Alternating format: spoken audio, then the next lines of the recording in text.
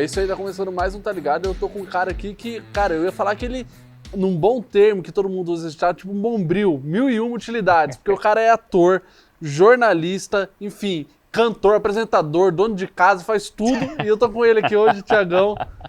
E aí, Vitão? Obrigado por ter aceitado o convite. Cara, primeiro eu queria saber de você como é que surgiu isso, jornalista, ator, como é que rolou isso, onde você começou primeiro? Cara, um pouco de tudo, bombrilzão mesmo, né? Um pouco de tudo. Eu comecei, na verdade, como ator. Quando eu era criança ainda, tinha 9 anos, surgiu um grupo de teatro na escola. E anos 90, aquela febre da programação de Do Balão televisão. Mágico. Balão Mágico era um pouco antes, mas estava ali na época das Chiquititas, Disney Cruise, aquelas coisas que estavam bem em alta para as crianças na televisão naquela época. E eu falei, pô, eu quero trabalhar na televisão.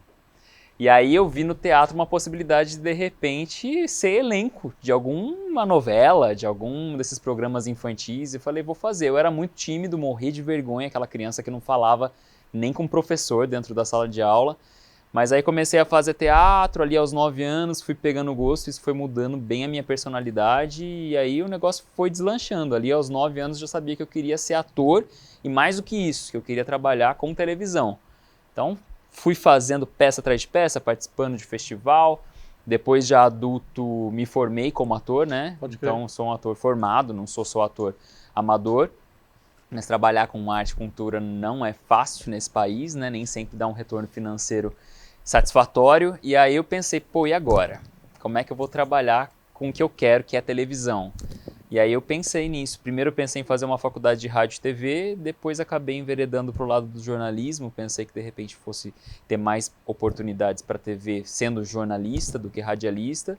Fiz a faculdade e aí, graças a Deus, deu certo, assim. Consegui unir muito bem as minhas duas experiências, né? Como jornalista e como ator, comunicação, né? Como um todo. E como ator, você é lá de Taubaté, né? Ele é aqui da nossa região. Na verdade eu sou de Caçapava, mas eu me formei como ator em Taubaté. Isso. E lá você deu, nos teatros, interpretou o Pedrinho Foi. do sítio do Pica-Pau Amarelo. E como é que foi essa experiência pra você? Era uma história que você já acompanhava e teve a honra de fazer? Cara, eu moro em Caçapava desde que nasci. E Taubaté é ali pertinho, né? Quem mora em Caçapava normalmente tem essa história de ter duas opções de lazer fora a própria cidade, que são São José e Taubaté. Então, desde criança, eu sempre ia para Taubaté, conhecia o sítio, era um local que eu frequentava mesmo como criança. Então, sempre ficou ali, né, naquela memória afetiva do menino que frequentava ali o lugar. E depois, quando eu fui fazer o meu curso de teatro, como eu falei, me formei em Taubaté, numa escola municipal de artes que tem lá, que é a Maestro Fego Camargo, e tinha essa obrigatoriedade de fazer um estágio.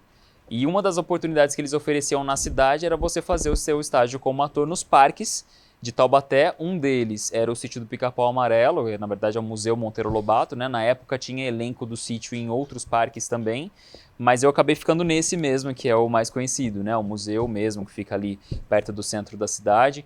Então acabou unindo as duas coisas, né? A minha necessidade de fazer um estágio com a minha satisfação de poder fazer esse estágio num lugar que eu frequentava desde criança. Com uma história que quem é que nunca ouviu falar de Sítio do Pica-Pau Amarelo, ou exatamente. leu um livro, ou viu desenho, série na TV. Teve medo da Cuca, né? Cara, isso faz parte da vida de todo mundo, né? São personagens que a gente vê desde que nasceu, sei lá, que nem Turma da Mônica. Não existe uma pessoa que não conheça a Turma da Mônica nesse país, sabe? Cara, eu acho que essa geração atual é bem capaz, viu? Será? Eu acho, mano, geração do TikTok. O Sítio do Pica-Pau Amarelo, talvez essa geração de agora esteja um pouquinho mais distante. Tem a Turma da Mônica jovem também, né? Tem, mas a Turma da Mônica agora tem série nos streamings da vida, tem o filme, né? Já saíram 2 filmes, tem a Turma da Mônica jovem, mas eu acho que tem muito do processo de alfabetização. Então, essas duas obras, tanto as histórias em quadrinho da Turma da Mônica quanto os livros do Monteiro Lobato, ainda são muito usados, principalmente para as crianças, porque é uma literatura feita para elas, né? Então a gente já cresce conhecendo, acho que é muito difícil uma criança que não conheça. Quando eu trabalhava no sítio, a gente recebia muita excursão, e aí crianças pequenas, e aí você vê que elas estavam encantadas, né, de estar ali, perto da Emília, Pedrinho, aqueles personagens que elas conhecem, sei lá, da TV ou dos livros.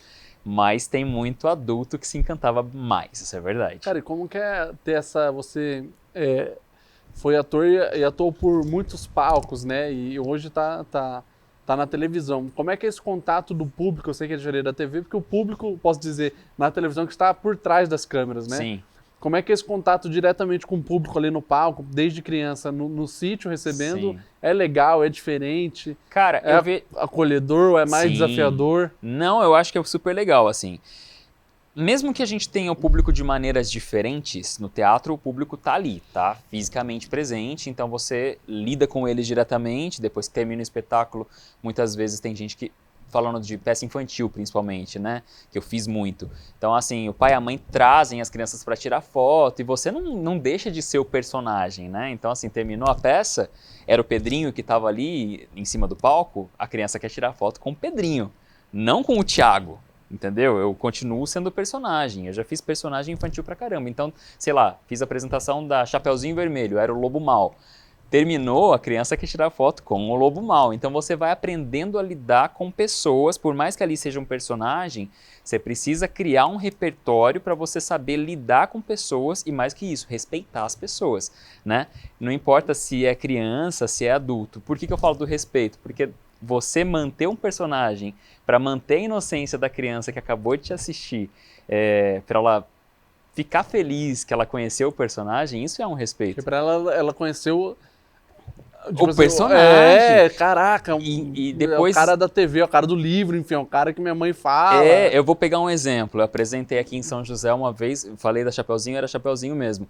Então eu tava de Lobo Mau nessa peça. E, logicamente, a plateia, criança pra caramba. E aí, aquela coisa do Lobo Mau, tá com fome, quer comer a Chapeuzinho, não sei o quê. Então, aquela coisa do conto que a gente já sabe como é, né? Ele acaba com aquela história de que quer engolir todos os outros personagens. É a Chapeuzinho, a vovó, enfim.